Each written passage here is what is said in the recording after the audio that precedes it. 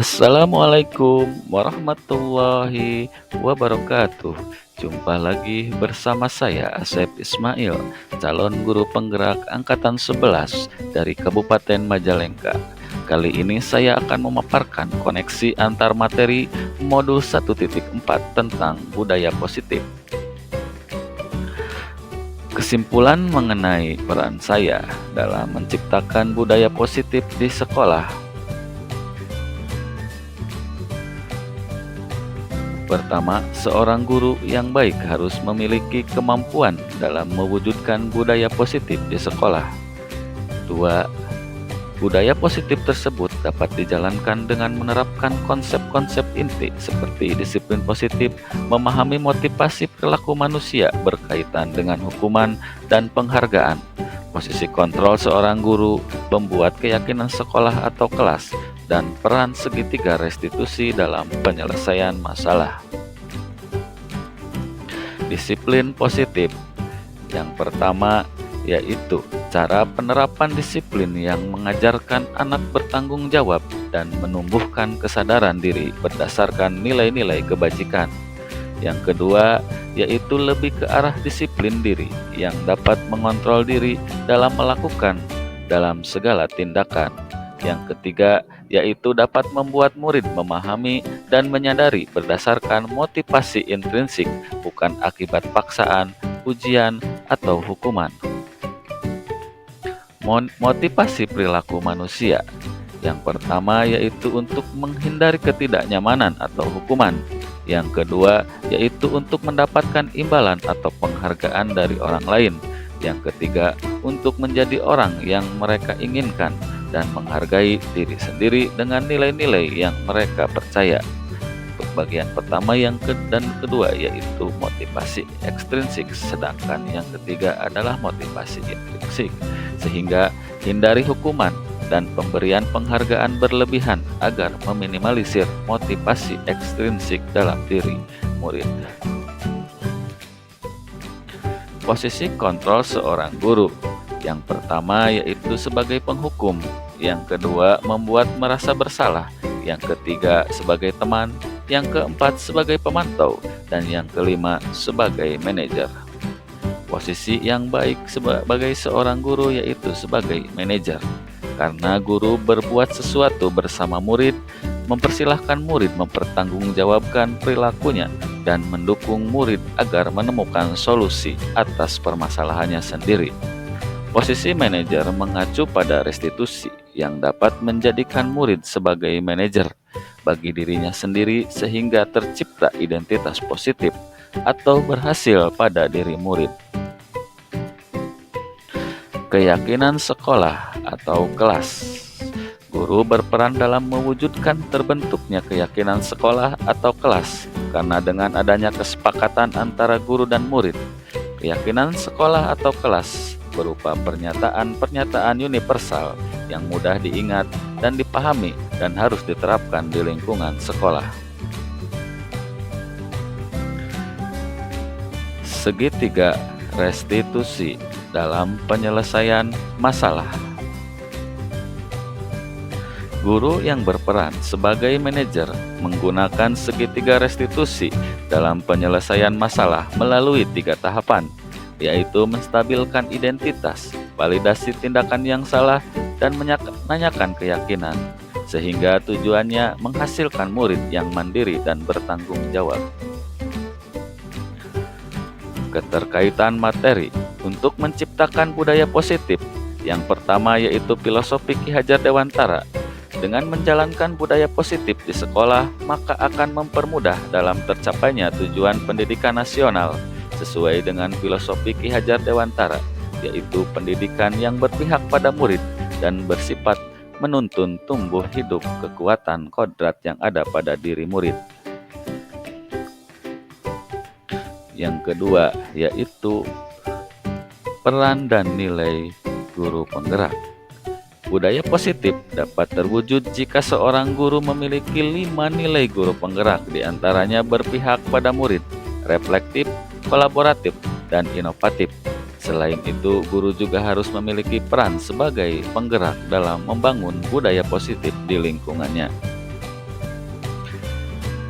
Kemudian yang ketiga, yaitu visi guru penggerak. Salah satu perubahan yang diinginkan sesuai visi guru penggerak adalah terbentuknya budaya positif agar terciptanya sekolah yang nyaman, aman, dan berpihak pada murid sesuai filosofi Ki Hajar Dewantara dan profil pelajar Pancasila. Untuk selanjutnya yaitu refleksi. Sejauh mana pemahaman Anda tentang konsep-konsep inti yang telah Anda pelajari di modul ini? Adakah hal-hal yang menarik untuk Anda dan di luar dugaan? Hal yang tak terduga selama mempelajari modul 1.4 yaitu terkait keyakinan kelas. Selama ini saya hanya berpikir bahwa tidak ada sesuatu keyakinan namun hanya sebatas aturan kelas. Ternyata dua hal tersebut merupakan sesuatu yang berbeda. Keyakinan kelas merupakan suatu kesepakatan yang tidak tertulis, namun dipahami oleh seluruh anggota kelas, yang wajib dipatuhi tanpa perlu ada dorongan dari luar, dan rasa itu muncul dari diri siswa sendiri. Saya sudah memahami konsep-konsep inti dalam modul budaya positif berkaitan dengan disiplin positif, teori kontrol, teori motivasi hukuman, penghargaan, posisi kontrol guru, kebutuhan dasar manusia, keyakinan kelas, dan segitiga restitusi. Seluruh konsep tersebut harus diresapi dalam diri, diwujudkan dalam tindakan, dan dibagikan kepada rekan guru di sekolah. Perubahan apa yang terjadi pada cara berpikir Anda dalam menciptakan budaya positif di kelas maupun sekolah atau setelah mempelajari modul ini?